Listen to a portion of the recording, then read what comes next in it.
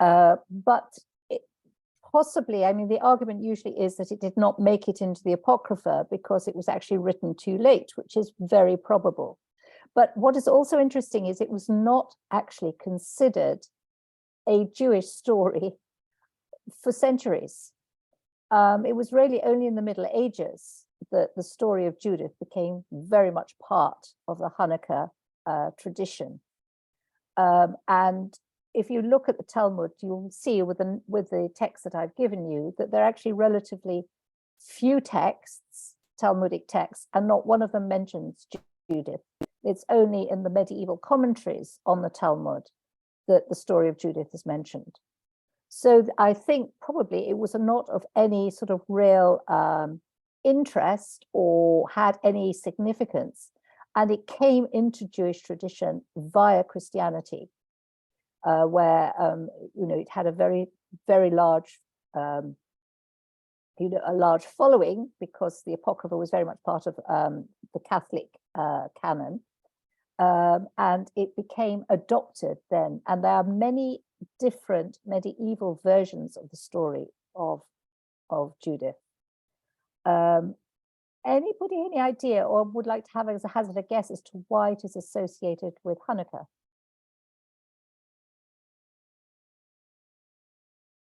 I thought it was something to do with the Maccabees, but I didn't know quite what it was, but I seem to remember from, I don't know whether it was when I was studying with you, but is it something to do what happened with the Maccabees, Judith and the Maccabees? Or well, I mean, yeah, yes and no. There is absolutely nothing in the story. I mean, the story itself is totally unhistorical. Yeah. That's the first thing to say, because, in fact, they get all the chronology wrong, because they're talking about the king being Nebuchadnezzar, who was, of course, a Babylonian king. Yeah. But he is the king of the Assyrians, who, were sort of, earlier, a couple of hundred years earlier. And in fact, the story of Judah Maccabee is against the Syrians. Yeah. Same geographical area, but, different sort of setup, political setup completely. So it doesn't actually, I mean, the one connection is that the name Judith is, of course, the feminine feminization of Judah. It's Yehudah in Hebrew, and Yehudit is the feminine of Yehudah. And that's really the only actual connection. I mean, the association clearly is the idea of the weak overcoming the strong and the powerless through God's influence, saving the people. But the setup is very different. It's here, again, as I say, history is not the book's strong point, but clearly Judith lives in this village called Betulia, which doesn't exist, but it is apparently the main staging post on the road to Jerusalem.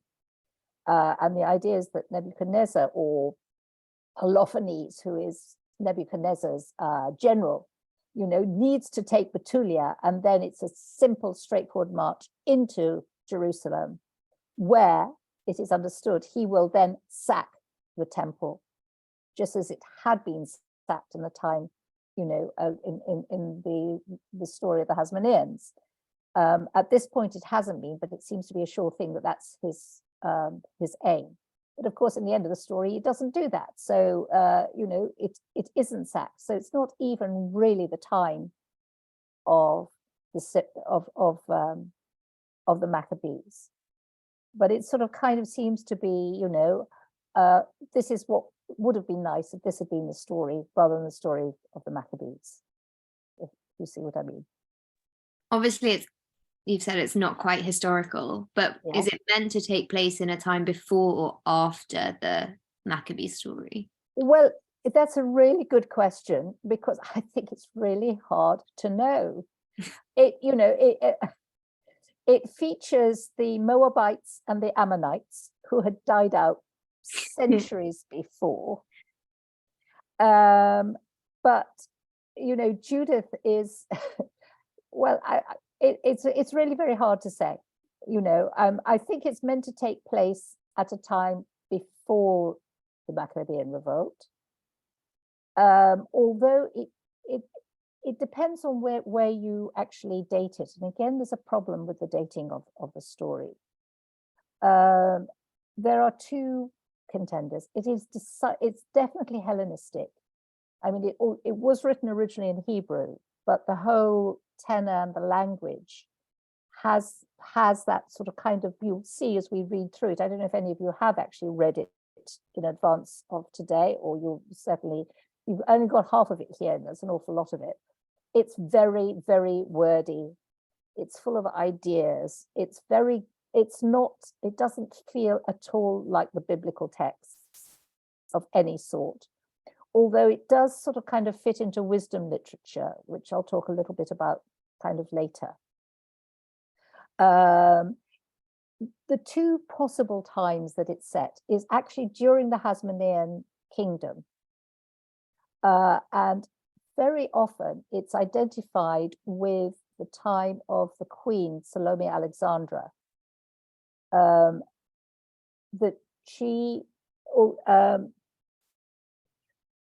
the Judith character sort of kind of is a nod to her. In Jewish history, she is seen very much as being a good queen, a great queen. She championed the Pharisees and the rabbis, where most of the Hasmoneans were against them. And since the Pharisees and the rabbis won out in history in the end, they obviously reread it in that sort of sense.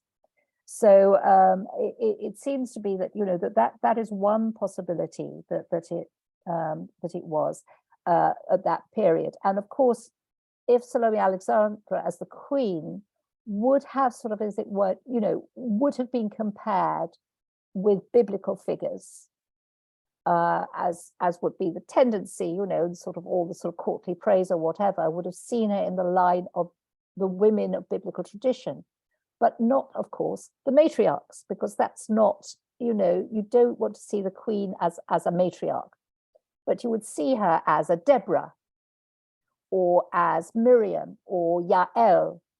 I mean, the story of Judith and Holofernes is very, very similar to that of Yael and Sisera. Yael killed Sisera with a tent peg, but it was in his tent, and Judith killed Holofernes with the sword. I don't think that's a spoiler at this point. I'm assuming you do all know the story roughly at any rate. So, in honor of her, you would have championed the women of biblical tradition. And in honor of her, you would create another female biblical champion who would have had many of her sort of characteristics. And if you look at Judith, as we will see as we look at the story, she's very imperious. She gives commands and people listen to her. So, she's got a fair bit about, very, very sort of magisterial rules about her.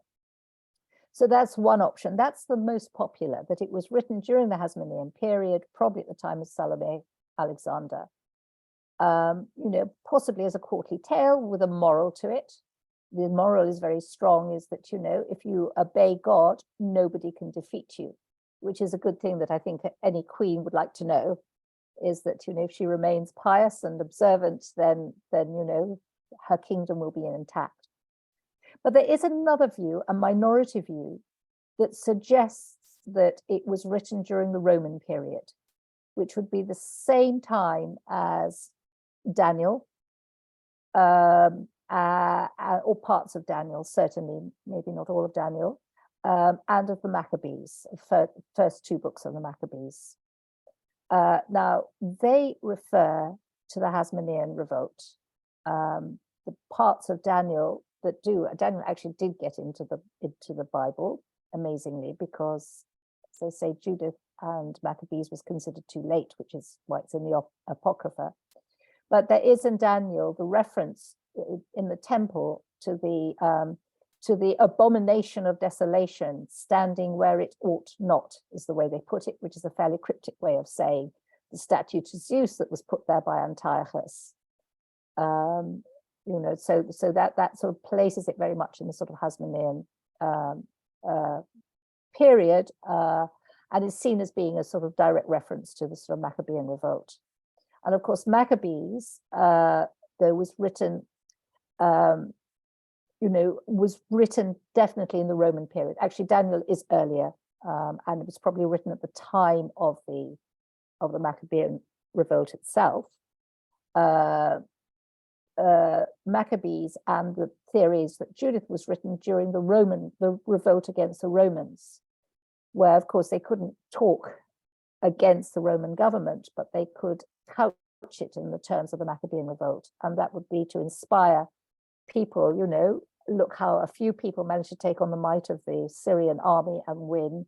We're going to take on the might of Rome, and we're also going to win. And so it was during that period that the Maccabees was written, and the suggestion is that Judith was too. It's interesting that the fact that Judith was written then is I mean, I'm not entirely sure I buy this at all, but that because there are no references to the Maccabees in it, and you'd think that if it had been written in the Roman period and was part of that they would have talked about the story of the Maccabees. But it's certainly, the sort of kind of inspiring, I suppose, women to also take their place in their fight against the enemy is one sort of way of looking at it. The other one is that we are told at the end of the story that there was peace throughout Judith's life and for a long time afterwards as a result of her deeds, and that Judith lived for 105 years. Now, why so specific and why that long? It's not the ages where people lived, to 120 and plus were way back in history. Why tell us that Judith lived for 105 years? Well, 105 years is the exact extent of the Hasmonean kingdom, from its foundation to its destruction by Pompey when the Romans actually basically invaded. So that there seems to be a sort of connection there, and it could well be that it's a sort of kind of a hark back to the good old days. So when you say, when is it set? Possibly it is set at the time of the sort of kind of Hasmoneans, because there was a lot of fighting that went in, but it was written much later. So that's your choice. It was either written at the time of Salome Alexander, or it was written during the Roman period and put in that sort of setting. But as I say, the history itself just doesn't kind of make sense. But as a piece of literature, it is actually quite brilliant. I have to confess that I have not studied it as much as I would have liked to, but it works as two perfect chiasms. The sort of chiastic structure where you have the beginning and the end mirror each other, and the next to the beginning and the next to the end mirror each other, until you get one sort of key thing in the center. And there are two. The book divides into two. Chapters 1 to 7 don't mention Judith at all. It sets up the scene of Nebuchadnezzar's attempt at destroying the people and setting up the siege of Betulia. And then chapters 8 to 16 being Judith's story. And they do parallel each other, and they do connect. I have given you just the bit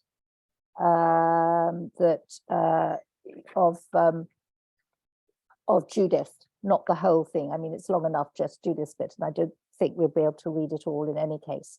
Can I say again at this point, if at any point you want to interrupt with comments or questions, please do, because I'm not entirely sure. I cannot see whether you are, while I'm sort of looking at the text, I can't actually sort of see you or to know. So just interrupt. Don't wave a hand unless Emma's having a look and can sort of get you there. But just to tell you how the beginning you know how it works. The story is basically that Nebuchadnezzar is fighting the Medes, okay? So the Medes and the Persians were sort of kind of fought each other. This was after the Greek Empire had been sort of overrun by the Persians, and the Medes and the Persians working together. Okay, so Nebuchadnezzar fighting the Medes, and he insists that all his vassals, this is a Nebuchadnezzar who's a king of Assyria, apparently. He needs all his vassal states to support him. And those that don't support him are put down with huge brutality. Now, it seems, of course, that Israel or Judea or Judah or whatever it is at this point, it's actually quite hard to tell. I mean, they're called the people of Israel, the Israelites, which again is somewhat anachronistic at this point. So they're one of the ones who stand up against him. So he sends his general, Holofernes, to take the country. And he sweeps through the country until he gets to this village or this town of Betulia. Okay? And there he meets an Ammonite by the name of Achior, who asks, how is it that this people are resisting so strongly against his army and against Nebuchadnezzar? And Achior gives a very sort of sympathetic history of Judaism that takes in the Exodus from slavery, slavery in Egypt, the Exodus, and their return to Israel, and says that so long as the Jews do not worship idols and do not go against God's instructions, they are invincible. Nebuchadnezzar, though, Holofernes basically says to him, there is no God but Nebuchadnezzar. And he basically ties him up hand and foot, leaves him, by the wayside, and marches on. He is then discovered by some of these Israelites who unbind him, and he tells the story. He tells them what's happened and that Nebuchadnezzar is going for them. Meanwhile, Nebuchadnezzar finds some Ammonites and Moabites who are enemies of Israel, who tell him of a stream at the foot of a mountain. And he says, if you capture that stream and stop it up, the town of Betulia will fall because that's their source of water. And he besieges it for 34 days. And by the end of 34 days, they've run out of water. They are running out of food, and the people are desperate. And they turn to the head of the town, a man by the name of Isaias, and basically says, let's capitulate. Better to live on our knees than to die on our feet. Isaiah says, God will save us. Let's give, God should save us. Let's give God another 5 days.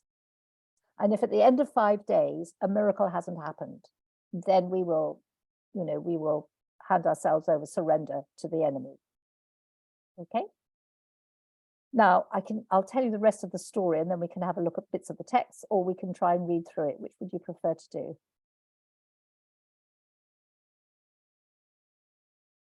Any preferences? Don't mind. Okay, well, I'll tell the story, and then we can sort of look at specific bits, because it is very long if we're going to read the entire text. So essentially, it's this point that Judith sort of turns up. She is described as a widow for the last 3 years, clever, beautiful, pious, brave, passionate, deeply religious, and theologically acute. That's Sheila Shulman, Rabbi Sheila Shulman's take on her, which is probably very true. And she basically, although she's a woman, summons up the Ozias and two other ministers, calls them to her house basically and says to them, you're completely wrong to put God to a test like that. God is not a human. God is putting us to the test. It's not the other way round. And then she says, there's been no idolatry within living memory. So God will help us. But, you can't command God. You can't, God will do it in God's own good time. And there's no way you can push God. And then she announces that she is going to do a deed that will be remembered forever. But don't ask her what it is, because she's not going to tell them, just to trust her. And then she prays, recalling Simeon's revenge on the rape of Dinah, which is an interesting one. And then asks God to hear her prayer as a widow, because God is the God of the oppressed. Okay. She then goes and has a bath, takes off her mourning garments that she's been wearing for the last 3 years, dresses herself and beautifies herself, and calls her favorite maid, and walks out of the city into the camp of Holofernes. And there, because of her great beauty, they let her in, take her straight to Holofernes, who then spends the next 3 days trying to seduce her, not very successful. She beguiles him with lots of sort of double entendres. We'll look at some of those. He thinks she's saying one thing when she's saying another. And then on the 4th night, he has a big banquet, and he is determined that this is the night that he's going to seduce her. After the banquet, they're alone together. He's dismissed his servant. Her maid is waiting outside. And this is the time. However, he has drunk way too much. She's given him a lot to drink. And the result is he passes out unconscious. So she takes his sword and cuts off his head with two swipes and sticks it in her bag.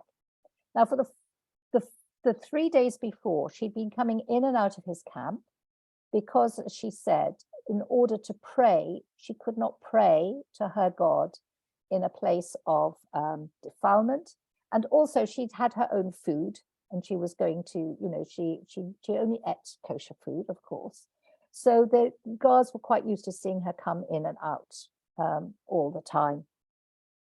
And so she left now with her maid, with Holofernes' head in her basket, which had carried all her kosher food, and waltzed out of the camp back to the town of Betulia, where she produces the head and asks Achior, the Ammonite, to identify him. Achior faints on the spot. And when he comes round, he is so stunned by the fact that she's done this, that he converts to Judaism and is circumcised there and then. So he becomes Jewish. They put the head on the ramparts in the morning, when they just find his body, which is sort of kind of headless, in the camp, and his head sort of being displayed at Betulia.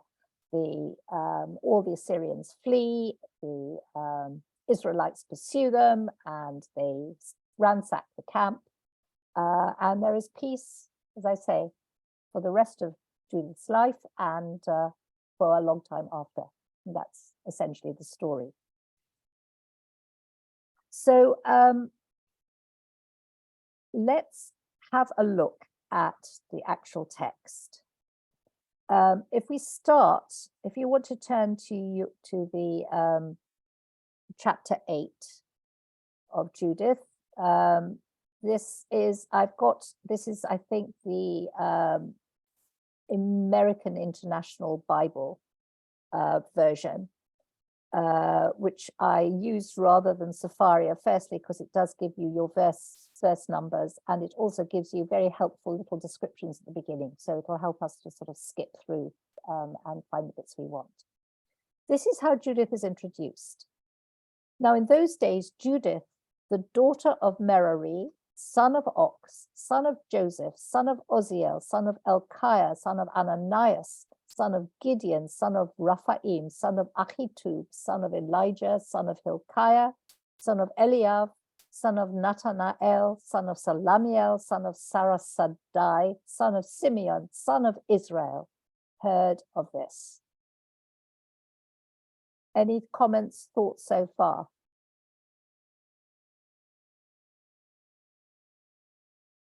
What have we said in the past about genealogies? Yeah, it's very extensive for a woman, isn't it? It's incredibly extensive for a woman. It really shows her yichus. I mean, you know, you've got a prophet in there, Elijah. You've got a priest in there, Hilkiah, although how you've got Hilkiah, the priest in there, which is not a Levite, but you do. And you've got Simeon, the, second son of Israel. And, you know, it goes back to Jacob, Israel, son of Israel. Okay. So she's got, you know, she's got a good sort of yichus.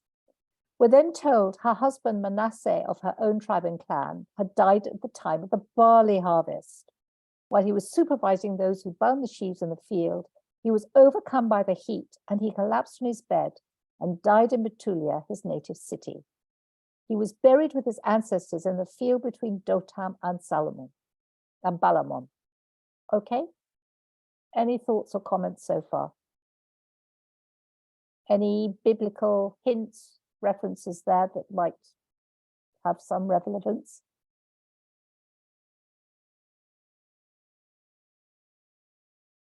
What about the barley harvest? I suppose it's a reminder of Ruth. Yep. Yes. And you mentioned like the chiastic structure. I think that book is also similar. Absolutely. It also has a double chiasm, exactly the same. There, yes, there the sort of the focus is on the identity of Ruth. Here, of course, it's much more on the actions of Judith and, you know, Holophony's life and death, basically. But it's also Ruth as the great grandmother of David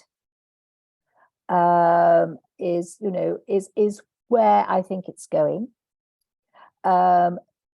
David killed Goliath by chopping off his head with a sword. We think he killed him with a slingshot. He didn't. He knocked him over with a slingshot, but he cut off his head with his sword. You know, with his own sword, which is exactly what Judith does. Which could be sort of, you know, again, it's referencing or implying a move towards messianic times again. Judith is another messianic deliverer in a similar way. And there's another biblical reference here. He's buried in a field with his ancestors in a field. Now, who else is buried with their ancestors in a field?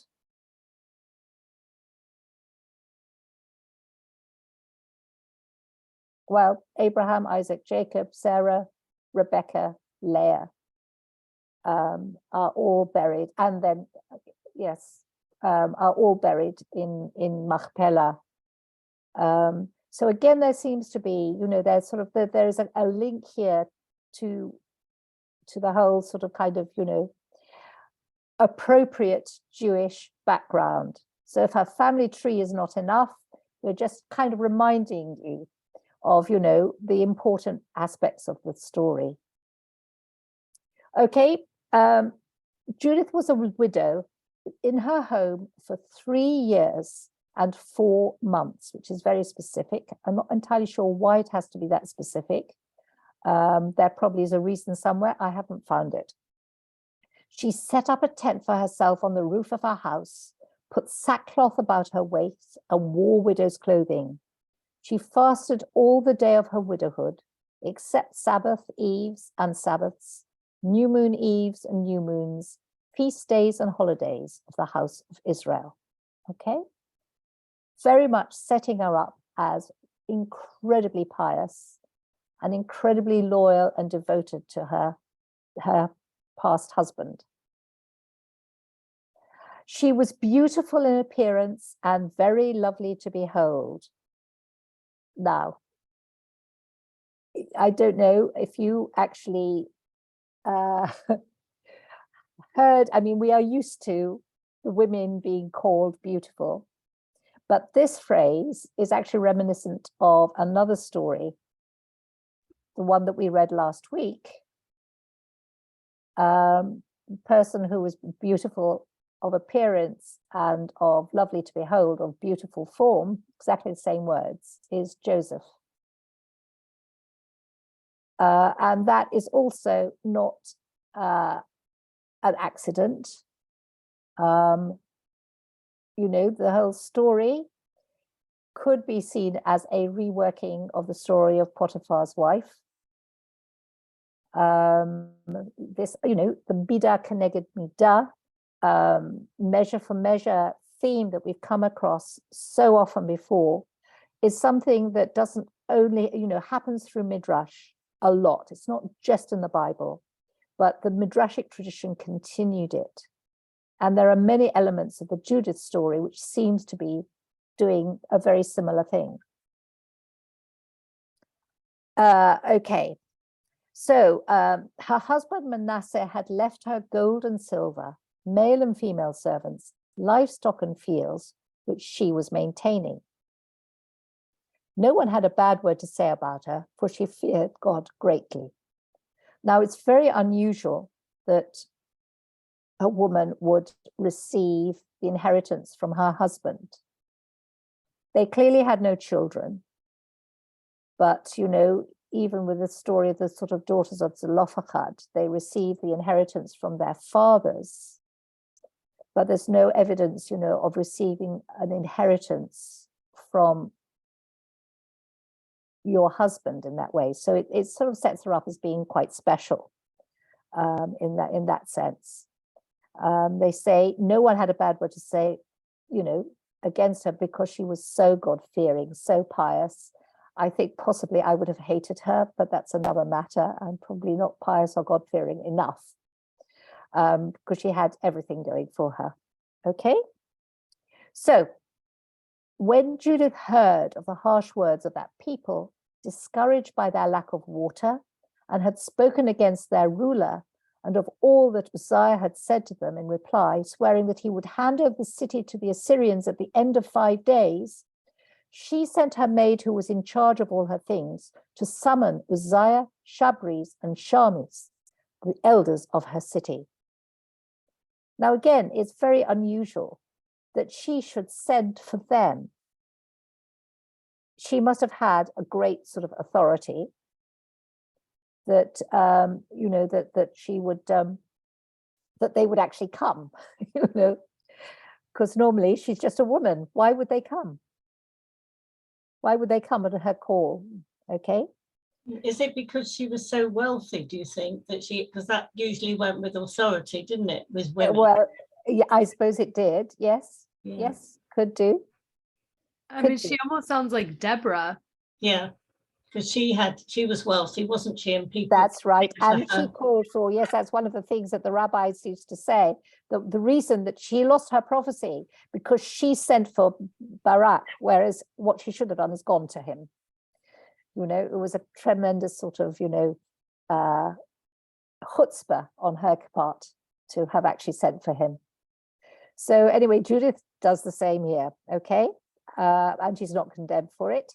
When they came, she said to them, listen to me, you rulers of the people of Bethulia. What you said to the people today is not right.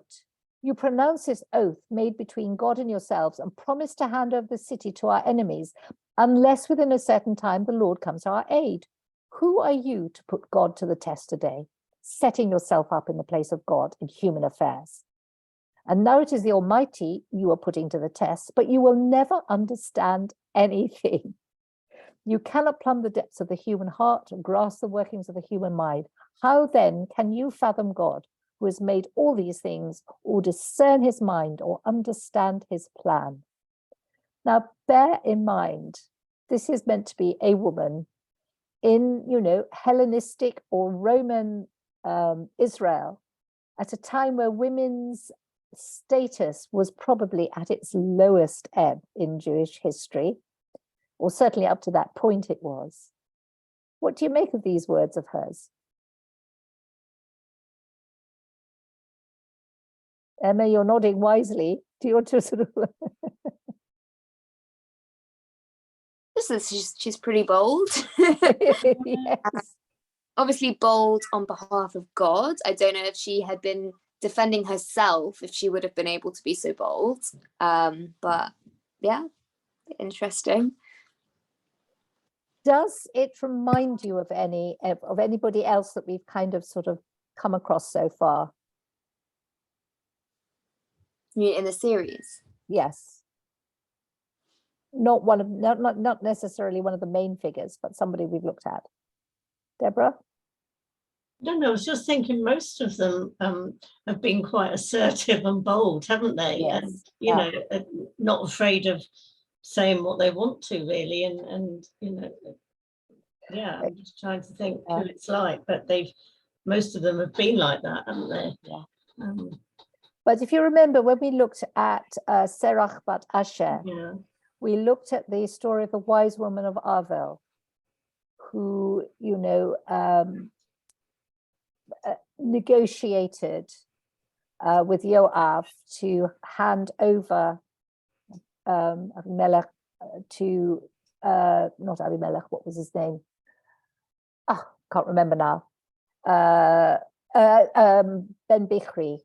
Ben Bichri, who had been revolted against David, and she negotiated with the elders and got them to agree, and got Joab to agree not to sack the town because of him.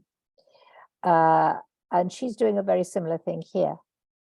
Because one of the themes that comes out of this is the one thing that Judith does is she stops a total massacre.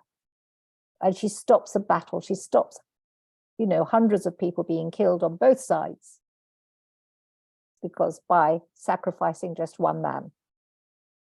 So there's a I think a connection there. And that comes out certainly in a lot of the later sort of literature, which looks at this as an allegory of wisdom and folly, Judith being the wise woman and Holofernes being folly, you know, basically driven by his passions and not by thought and not by theology. So she is very much seen as a wise woman in the context of the wise woman of Avel. There are other wise women. There's the wise woman of Tekoa, which we haven't looked at, and others in that David story. So again, it's sort of kind of linking her with David in an interesting way by you know, and again, people reading this would have immediately thought about those wise women in her words here. Okay, so isn't it quite rare that in the Bible and they are talking about the nature of God so directly? It's very, very strange to me. Yeah, well, this is Greek. This is your Hellenistic influences. You know, this is theology, which you don't get in the Bible at all. But at that point, it is, you know, what is, I suppose, what is divine providence was a big thing. You know, do we have free will? Does God act for us? Whereas the Bible says very clearly, you know, you obey me and you will succeed. If you don't obey me, you will not succeed, and that's it. You'll be punished. Here they're already discussing this. You know, what does this mean? You know, if we obey, why is it that we are being besieged? You know, what is the nature of how God works in the world? It's very much, you know, a product of its time, and certainly not biblical in that at all. So she carries on, "No, my brothers, do not anger the Lord our God, for if he does not plan to come to our aid within the 5 days, he has it equally within his power to protect us at such time as he pleases, or to destroy us in the sight of our enemies. Do not impose conditions on the plans of the Lord our God. God is not like a human being to be moved by threats, nor like a mortal to be cajoled." This is very not biblical. Okay, So while we wait for the salvation that comes from him, let us call upon him to help us, and he will hear our cry if it pleases him. So in other words, you should pray, but don't expect miracles. You know, God will work in God's own time. Okay. There has not risen among us in recent generations, nor does there exist today any tribe or clan or district or city of ours that worships gods made by hands, as happened in former days. For it was such conduct that our ancestors were handed over to the sword and to pillage, and fell with great destruction before our enemies. But since we acknowledge no other God but the Lord, we hope he will not disdain us or any of our people. If we are taken, then all of Judea will fall. Our sanctuary will be plundered, and God will demand an account from us for their profanation, for the slaughter of our kindred, for the taking of exiles from the land, for the devastation of our heritage. He will hold us responsible among the nations. Wherever we are enslaved, we will be a scandal and a reproach in the eyes of our masters. Our servitude will not work to our advantage, but the Lord our God will turn it to disgrace. Now, this again is sort of kind of full of loads of sort of different inferences, which are perhaps not quite so evident to begin with. But another midrashic theme, which was very strong, certainly post-destruction of the temple by the Romans, was this idea of the Shekhinah going into exile, the presence of God, that's described in many of the rabbinic texts as a weeping woman. And if you go back to the book of Lamentations, Jerusalem is seen as a widow, a bereaved woman, or a bereaved mother sitting weeping. Here is the connection again with Judith, and you know, this elaborate 3 years and 4 months of mourning. You know, that she doesn't go into her house, she sits on the roof, she doesn't eat except for Shabbat and festivals. You know, this is mourning at its extreme. And whereas her mourning is for her husband, the allegorical interpretation is very much that she is representing Jerusalem. If you're taking that view that, you know, this is a Roman thing, certainly representing and looking at Jerusalem. And the other, I mean, the argument for that being Roman origins is, of course, that the ideal set up in this story is that if Betulia falls, Jerusalem will fall. And, you know, Nebuchadnezzar, Holofernes and his troops will go in and they will sack the temple.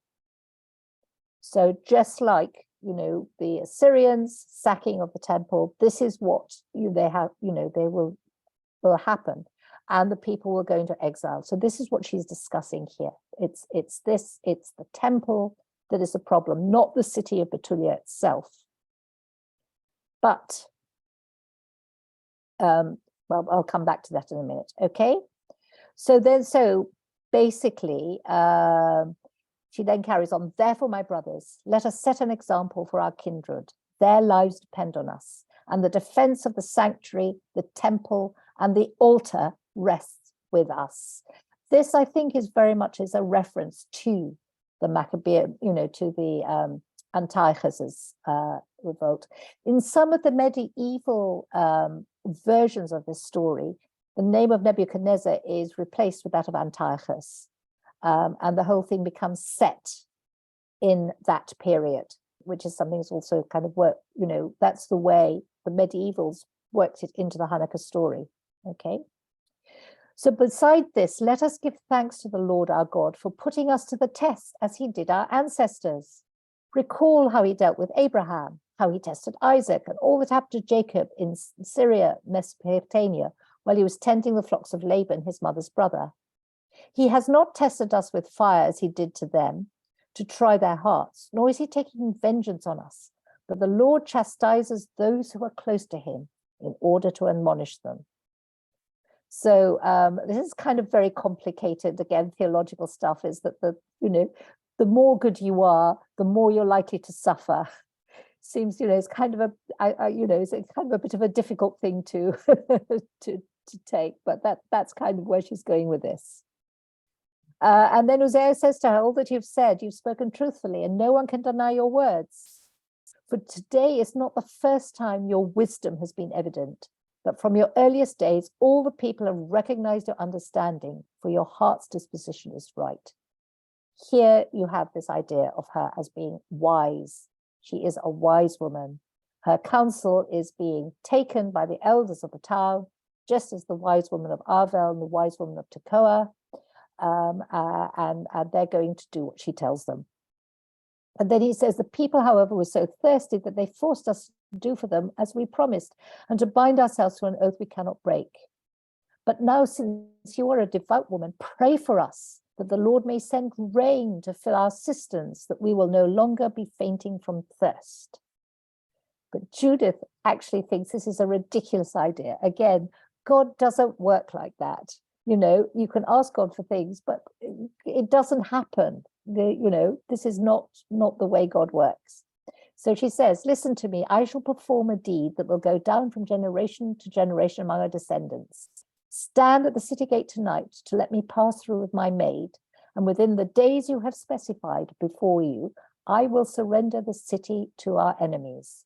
The Lord will deliver Israel by my hand. You must not inquire into the affair, but I will not tell you what I'm going to do until it's been accomplished. And Uzziah the ruler said to her, go in peace, and may the Lord God go before you to take vengeance upon our enemies.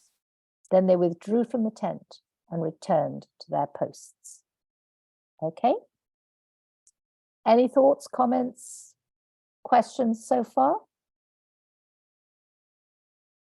Well, I find it fascinating that they're just that they're going with everything this woman says, and as if she's she's set herself up with some authority, and they're taking it, and she's just come from nowhere, hasn't she? And that they're just believing her. And well, I suppose she hasn't come from nowhere. She would have been, she's a wealthy woman, as you mentioned before. She was well known. She was well known, she's lived in Betulia all her life, or we don't know about that. We told her husband had lived there all his life. Yes, So, she's known, she was known amongst the people. And I suppose we could say that she had that authority before, but or maybe not, because if for 3 years she was sitting in mourning at the top of her house. Yes, maybe this is the first time she's spoken.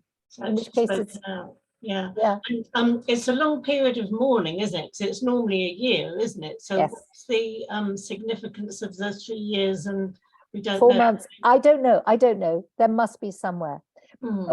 I mean, what is significant is the fact is that she had refused to remarry, which is usually the lot of, a widow, particularly a childless widow, and she'd refused to have children.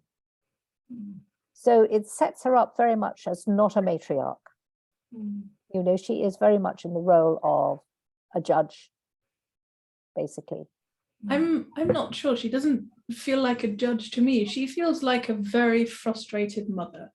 Because all the boys are sitting there going, oh no, they're trying to kill us, and they're besieging us. Oh, what do we do? Well, I guess we have to pray. And she's like, oh, right. You guys just sit here, don't ask questions, I'll handle it. Yes. And I quite like that. I find it very relatable in a weird way. Christy. Is 3 years, 4 months, is that 40 months? So the number 40 could be significant. Goodness. And then Let's see, 1236. You're absolutely right. It is, isn't it? And then with months. the description of her mourning, isn't that the same as the way that Hannah fasted, except for on the Sabbath and feast days? Well, that's Midrash that she did that. But you're absolutely right. But you're right, and that's an interesting reference, a connection. That's an interesting one. Is it? I read somewhere, I don't know if this is true. Does Betulia mean virginity? Yes, I was coming to that. Because then what you're saying about her as like Jerusalem is represented as the widow, and then some of the language sounds like double entendres, and if like, oh, if they take Betulia, Absolutely. then the temple will Duncan will, be, you know, yes, will be but just the- desecrated. yes, Absolutely. like all of the language just sounds Yes. a bit oi oi. Yeah, it is absolutely. Which brings us very nicely to chapter 9, and the prayer of Judith. Judith fell prostrate, put ashes on her head, and uncovered the sackcloth she was wearing. Just as the evening incense was offered in the temple of God in Jerusalem, Judith cried loudly to the Lord, Lord God of my father Simeon, into whose hand you put a sword to take vengeance on the foreigners who have defiled a virgin by violating her, shaming her by uncovering her thighs, and dishonoring her by polluting her womb. You said, this shall not be done. Yet they did it. Therefore you handed over their rulers to slaughter, and you handed over to bloodshed the bed in which they lay deceived, the same bed that had felt the shame of their own deceiving. You struck down the slaves together with their masters, and the masters upon their thrones. Their wives you handed over to plunder, and their daughters to captivity, and all the spoils you divided among your favored children, who burned with zeal for you, and in their abhorrence of the defilement of their blood called out to you for help. O God, my God, hear me also, a widow. So, bearing in mind what Christy just said about the meaning of the word Betulia, what do you make of this?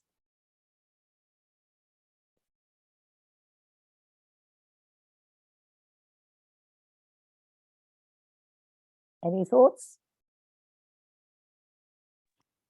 It's like it's a prayer on behalf of, I don't know, it's a prayer on behalf of like virginity or virgins, or just like the idea of not being violated. And yeah, interesting that she invokes the god of Simeon at this moment. Yes. Yeah. It is interesting. Of all the stories, I mean, I added it at the bottom of I think it's the next text after this. Do you all know the story of the rape of Dinah?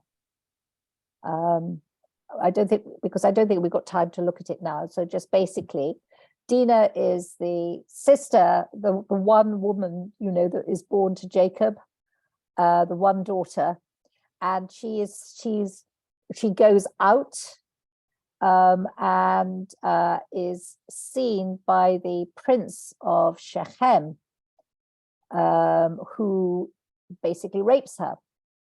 And then he falls in love with her and asks to marry her. And basically he goes to Jacob and asks for her hand in marriage, and Simeon and Levi are there. And they seem to do the negotiations. Jacob is very passive in this whole story. But they say to Shechem, you may marry our sister, but only on the condition that you and your entire tribe are circumcised, because that's the way of Israel. And he says, fine, absolutely fine. So he goes back home and he insists that everybody, from slaves to highborn princes, gets circumcised. And while, as it says, they are recovering from the operation, Simeon and Levi go into Shechem and they slaughter them all. Now, it's not approved of at all in the Bible, but it's like one of those stories that's kind of left hanging, because basically, when Jacob hears what they said, he says, what have you done? What am I going, how can we stay here now? And they leave, they move. They leave from Shechem and they go to Beersheba. So they're going from the north, basically, of the country right down to the south. They flee. But that's all that happens. One of the arguments that's later, one of the rabbinic interpretations as to, who becomes the leading tribe. Well, the eldest one is Reuben, who proves not to be worthy because he sleeps with Jacob's concubine after his death. So he's out of the picture. And Simeon and Levi are passed over because of this act, so that Judah, the fourth son, becomes the leader in Israel. But that's kind of it, Levi still becomes the ancestor of the priesthood. So, it's kind of left hanging. Judith is a descendant of Simeon. And again, I think this is in a sense, Midah Keneged Midah. What she's doing here is the way it should have been done. She's actually protecting the virginity of the place, of the temple, but she does it by killing one man, not massacring an entire town. So it's a sort of kind of a measure of restraint. This is how it should have been done in the time of Simeon, and it wasn't. And she is writing the story again, one of those stories that was kind of left without a satisfactory conclusion. Okay, but all of it again, this is full of sort of double entendre. That it's less language of rape and violation, but we're talking about the temple. We're talking about the defilement, and we're talking about, essentially, because of the Hanukkah story, this is what's read into it, is the defilement by Antiochus, which she is about to say. And of course, oh God, my God, hear me also, a widow, again referencing that Lamentations image of Jerusalem as the widow. Okay, I am going to jump now, because otherwise we're never going to get through this. In chapter 10, she prepares to depart. Soon as she ceased her prayer to the God of Israel, finished his word, she rose from the grove, called her maid. They went down to the house, which he used only on Sabbaths and feast days, took off the sackcloth she had on, laid aside the garments of her widowhood, washed her body, anointed herself with rich ointment, arranged her hair, put on a diamond, dressed in festive attire she had worn while her husband Manasseh was living. She chose sandals for her feet, put on her anklets, bracelets, rings, earrings, and all her other jewelry. And thus she made herself very beautiful to entice the eyes of all the men who should see her. Is that reminiscence of a biblical story at all?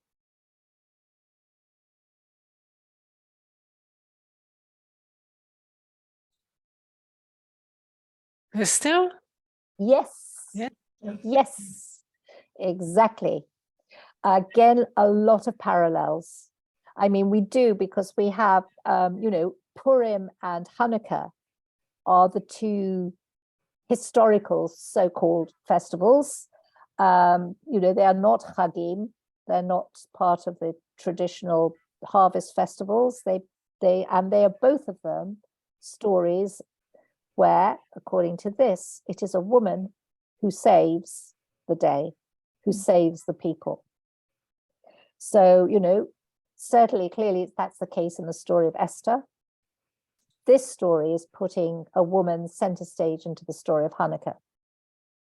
And they are similar, and they both of them kind of do the same thing. I mean, they basically get what they want through seduction, or presented. Okay, so off they go, and they walk directly across the valley and into the camp.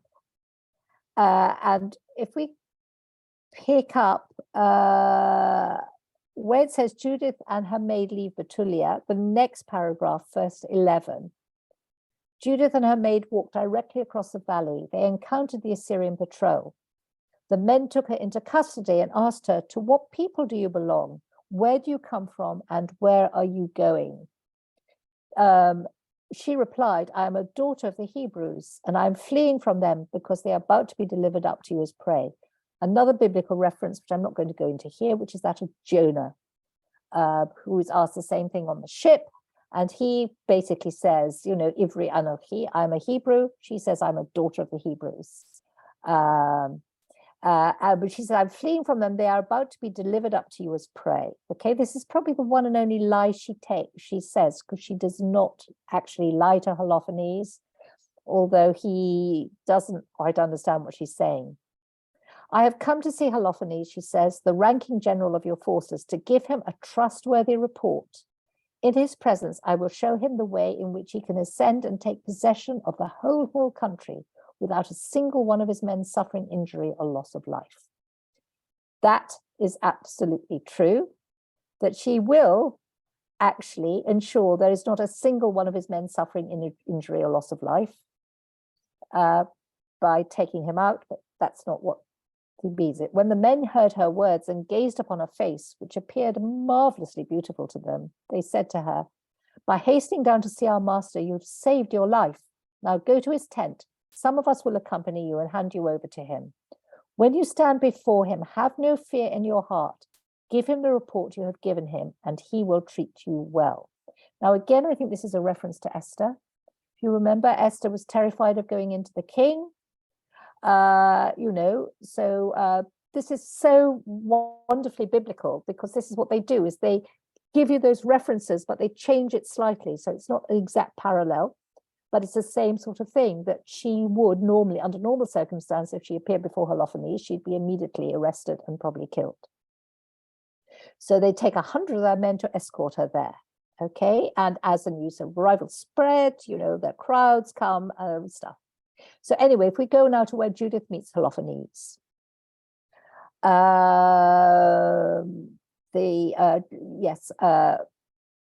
he again is struck by her beauty. But let's go to chapter 11. Holofernes said to her, take courage, woman. Have no fear in your heart. I've never harmed anyone who chose to serve Nebuchadnezzar, king of all the earth. That's not true, by the way. There's been horrendous massacres already, even of those who had actually capitulated and chose to serve Nebuchadnezzar, and they were still killed. So he is basically lying. But what she says is not a lie. In verse 5, Judith answered him, listen to the words of your servant, and let your maidservant speak in your presence. I will say nothing false, my lord, this night. If you follow the words of your maidservant, God will successfully perform a deed through you, and my Lord will not fail to achieve his designs. Okay? So what she's basically saying, God will successfully perform a deed through you because I'm going to kill you. Okay? Okay? I swear by the life of Nebuchadnezzar, king of all the earth, and by the power of him who has sent you to guide all living things, that not only do human beings serve him through you, but even the wild animals and the cattle and the birds of the air, because of your strength, will live for Nebuchadnezzar and his whole house. Now here she's really playing a very subtle game, because the serve him is serve God. And it's because of God that Nebuchadnezzar can live and enjoy all these things.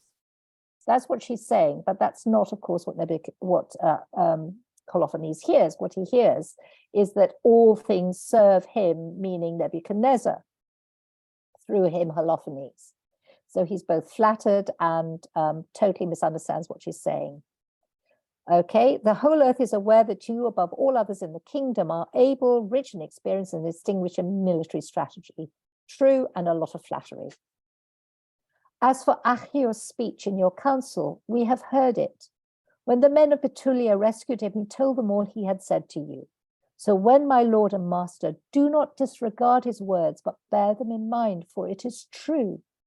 Indeed, our people are not punished, nor does the sword prevail against them, except when they sin against their God. But now their sin has caught up with them, which they will bring the wrath of God upon them when they do wrong, so that my Lord will not be repulsed and failed, but death will overtake them. So in other words, they're about to give up, okay? What they plan to do, because they've got no food, is if God does not send rain in those 5 days, they are going to, their food is being given out, their water's running low, they've decided to kill their animals and are determined to consume all the things which God in his law have forbidden us to eat. Now, of course, we do, because the rabbinic interpretation of pikuach nefesh would allow you to eat forbidden foods if it saves your life. But, this was written before those laws of kashrut were actually refined to the point that that we see. And here the idea is that they are so hungry they will start eating pork and everything else. And they would use the first fruits of the grain, the tithes of the wine and oil, which are consecrated and reserved for the priests who minister in the presence of God in Jerusalem. And she says, if they do that, God will punish them, because then they will have lost his protection, and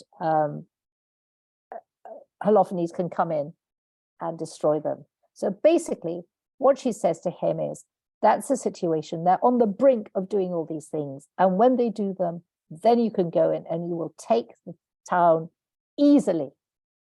Okay. And she says, basically, I will remain with you, my lord. I'm now on verse 17. Your servant is indeed a God-fearing woman, serving the God of heaven night and day. I will remain with you, my lord, but each night your servant will go out into the valley and pray to God. He will tell me when they have committed their offenses. So she's telling him exactly what she's going to do. She's going to go out every night. Then I will come and let you know, so that you may march out with your forces, and not one of them will be able to withstand you. Okay, I will lead you through the heart of Judea until you come to Jerusalem, and there in its center I will set up your throne. You will drive them like sheep that have no shepherd. Not even a dog will growl at you. This was told to me in advance and announced to me, and I have been sent to tell you. Okay, now again, who's the he? She is referring to God, not to him, but he sees it as being him. And I have been sent to tell you is essentially God has told me this is what I'm going to do. Anyway, he's very pleased with them. They marveled at her wisdom. No other woman from one end of the earth to the other looks so beautiful and speaks so wisely. Then Holofernes said, God has done well in sending you ahead of your people to bring victory to our hands. Okay, etc., etc. Okay, so Rabbi, yeah. is there, maybe I'm crazy, but is there like an inversion of the Rahab story? No, you're not crazy at all. Like You're they come to her, but she's going to absolutely them. They're thirsty. Absolutely. They've given them the land. Yeah, no, exactly. Absolutely. You're absolutely right. Yes. I was not going to bring that. I was not going to bring that one up because of a matter of time. And I don't know how familiar people are, but with that story, but yes. We talked about it a few weeks ago, which is what made me think of it. Oh, right. Yes.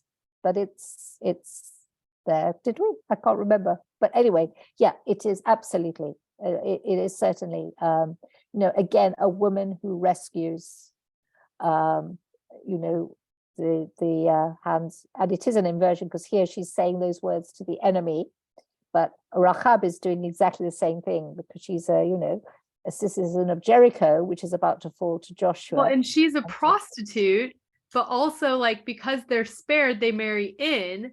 So all of this stuff about like getting rid of all the Canaanites in Judges. Which we know doesn't happen, but also it definitely doesn't happen. And here she has all this talk about like the blood crying out and the soiling and all of that. Yes. Yep. Okay. Yep. Okay. All right. So Judith at the banquet of Holofernes. This is sort of kind of the big bit. On the fourth day, Holofernes gave a banquet for his servant alone, for which he did not invite any of his officers. And he said to Bagoas, the eunuch in charge of his personal affairs, go and persuade the Hebrew woman in your care to come and eat and drink with us. It would bring shame on us to be with such a woman without enjoying her. If we do not seduce her, she will laugh at us. Okay, up to then, they've been feasting and drinking each night, but it's been in company. So Bagoas left the presence of Holofernes and came to Judith and said, so lovely a maidservant should not be reluctant to come to my lord, to be honored by him, to enjoy drinking wine with us, and to act today like one of the Assyrian women who serve in the palace of Nebuchadnezzar. Okay, being fairly direct, we want you to be like one of the one of the whores. Judith replied, who am I to refuse my lord? Whatever is pleasing to him, I will promptly do. This will be a joy for me until the day of my death. She's thinking about what she's going to do, of course, not what he's going to do. So she proceeded to put on her festive garments and all her finery. Meanwhile, her servant went ahead and spread out on the ground opposite Holofernes the fleece Bagoas had furnished for her daily use in reclining while eating. Then Judith came in and reclined, and the heart of Holofernes was in rapture over her, and his passion was aroused. He was burning with desire to possess her, for he had been biding his time to seduce her from the day he saw her. And Holofernes said to her, "Drink and be happy with us." And Judith replied, "I will gladly drink, my lord, for today is the greatest day of my whole life." I just love the sort of kind of the double speak that's going on here. She then took the thing her servant had prepared and ate and drank in his presence. Holofernes, charmed by her, drank a great quantity of wine, more than he had ever drunk on any day since he was born. Now, when you get to the medieval versions of this story, they add that basically she gives him milk to drink, or she gives him salted cheese to eat, which arouses his thirst, so he drinks more and more wine. Yael gives milk or cream too, doesn't she? Yes, yes. But there's a tradition that we seem to have lost, which is referred to in some of the texts, the commentaries on the Talmud, that you should eat cheese on Hanukkah because of the cheese or the milk that Judith gave to Holofernes. And he drinks far too much. So when it grew late, his servants quickly withdrew, and Bagoas closed the tent from the outside and dismissed the attendants from his master's presence. They went off to their beds, for they were all tired because the banquet had lasted so long. And Judith was left alone in the tent with Holofernes, who lay sprawled on his bed, for he was drunk with wine. Judith had ordered her maidservant to stand outside the bedchamber and to wait, as on the other days, for her to come out. She had said she would be going out for her prayer. She'd also said the same thing to Bagoas. When all had departed and no one, small or great, was left in the bedchamber, Judith stood by Holofernes' bed and prayed silently. "O Lord, God of all might, in this hour, look graciously on the work of my hands for the exaltation of Jerusalem. Now is the time for aiding your heritage, of the carrying out my design to shatter the enemies who have risen against us." And she went to the bedpost near the head of Holofernes, and taking his sword from it, she drew close to his bed, grasped the hair of his head, and said, "Strengthen me this day, Lord God of Israel." And then with all her might, she struck his neck twice and cut off his head. She rolled his body off the bed and took the canopy from its posts.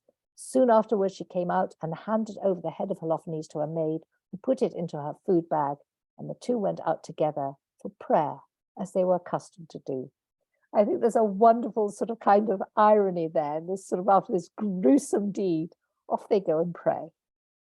I think there's a deliberate sort of kind of humor there. Any thoughts, comments? I mean, is there a bracha for that? Because it almost sounds like you're saying a bracha over the food. Well, yes. I mean, there is again this, they're putting it in the food bag. This was only kosher food that she had. They're just putting it in. I hope they had kashering salt with them. Yes. It's gallows humor, isn't it? Quite literally. Absolutely. After kind of messing up themselves, they've gone to kind of clean themselves down and then pray. Yeah. Yes. I wanted to, but I don't have time. There's Judith's song at the end, which has references which are very similar to the Song of Deborah in Triumph, and also one of the Psalms of David and the songs that David sing in Triumph. And again, it's a very deliberate parallel there with David. She is a deliverer, she is a rescuer, she is a messianic figure. But very quickly, because we're coming to the end here, I just want to show you just a couple of the texts that the Talmud Megillah. Okay, Rabbi Joshua ben Levi said, women are obligated in the reading of Megillah as they too were in that miracle. Okay, that's the Talmud. It doesn't say anything about Hanukkah. It doesn't say anything about Judith, because as I say, I don't think the story of Judith was used in any way at that time. But the Tosafot, who are the students, sons-in-law and grandsons of Rashi, so we're talking now 13th century, they knew the story of Judith.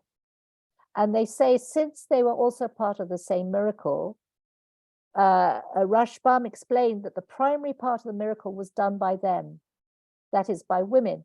Purim by Esther, Hanukkah by Judith, and Pesach, for they were saved in the merit of the righteous ones of that generation. And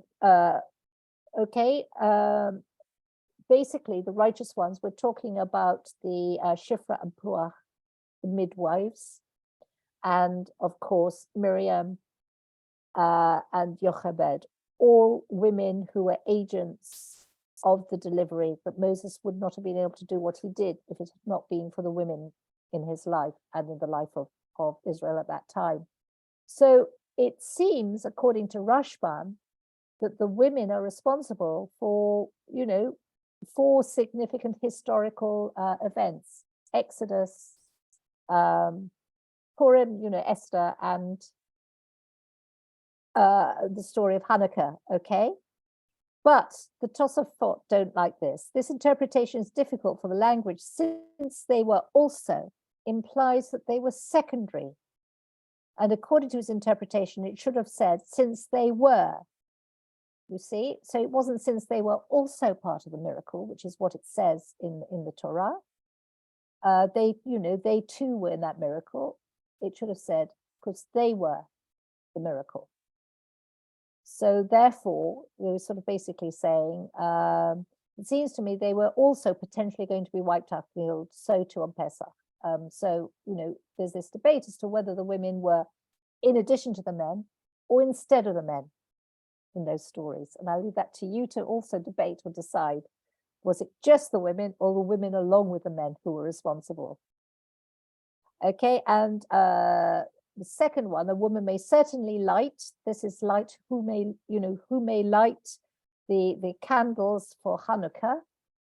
Rabbi Joshua ben Levi said, women are obligated in the Hanukkah light as they too were included in that miracle. Now, when Rashi talks about it, he talks about the miracle happened through a woman, but that's not what they meant. They mean that women too were saved. If you look at the Maccabees, rape was very much used as a weapon of war. It's the first time it's mentioned as such in the sort of biblical history. So what the reference in the Talmud is saying basically is that the women were saved from rape by the victory, but Rashi refers it specifically, the miracle happened for a woman, i.e. Judith. We've come to the end. I just want to read you one more thing, which is not on the text, but it's something that I only discovered very recently in an article I read, which I found fascinating.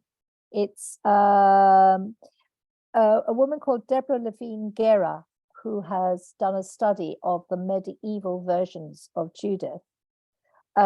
Has another Hannah story. Now, many of you might know the story of Hannah and her sons, which is another one that is often associated with us. It is in one of the books of Maccabees and relates to, it's very much martyrdom, this woman who has 7 sons, and she encourages each of them to kill themselves rather than bow down and worship the idol.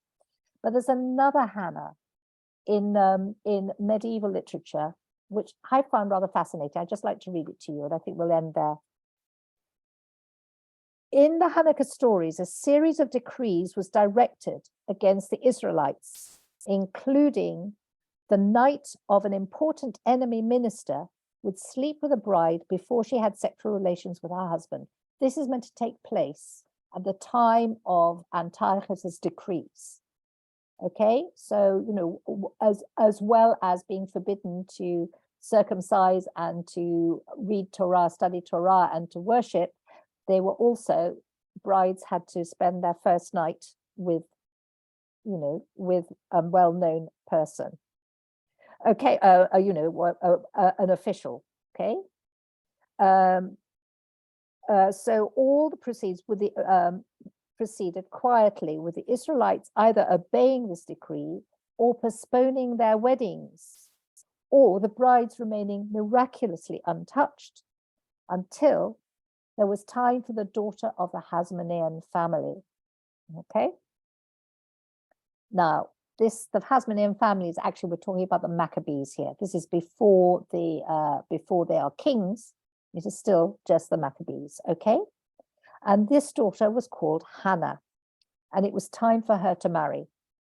Now, Hannah did not wish to cooperate with her family's plan to send her off to the Gentile minister, for she saw herself as an example for other young women and was concerned that she should compromise, that should she compromise, they would also follow suit. So at a prenuptial party for the family and friends, Hannah removes her pretty clothes and her jewelry and puts on rags and serves wine to the party goers. In another tale, she messes up with her hair and tears her clothing and stands naked in front of the people. And her family and friends and her brother Judah in particular are really embarrassed by her behavior and want to punish her. Indeed, in one account, the brothers were prepared to burn their willful sister at the stake. But Hannah contended that it was they, the menfolk in the family, who should be ashamed, because they were willing to have her defiled by an uncircumcised Gentile. And she compared her plight to that of Dinah. And urges her brothers to behave as the biblical Simeon and Levi did, to kill the minister. And Hannah's brothers then plot together, dress their sister in royal finery, and they also erect a series of fragrant canopies to lead her to the foreign official's house. The minister is pleased by the fuss and the honors that the Hasmoneans are giving by granting a private audience to Judah and his brothers. And then Judah cuts off the minister's head, throws it in the Greek camp, chases away the enemy, and kills many of them. And the assassination of this official is what caused Holofernes to arise on the scene with his army, and the next is Judith's encounter with Holofernes, the second half of the story. But the idea here is that the Maccabees, Judah and his brothers, don't act until their sister basically says, are you just going to stand by and let this happen? So it makes the whole of the story of Hanukkah, again, then dependent on a woman. It's like Tamar, except the brothers actually do the right thing. Yeah. And protect her. And then Judith is also like keeping women from suffering. Yeah. So it's kind of like preventing some of the worst, at least for me, parts to read in the Tanakh. Yes. Yeah. Well, it is. So it's the women that save the day, basically. So I think with that, we shall come to an end. If you have any thoughts about what Judith would say in our Pirkei Imahot, and indeed what Michal would say, as we saw last week. And I wish you all Chanukah Sameach. All the best to you. תודה, חנוכה שמח. Happy Hanukkah. Thank you. Thank you. Thank Thank you. you. It was most interesting. Hanukkah Sameach. Hanukkah Chanukah Sameach. Sameach. Bye. Yeah.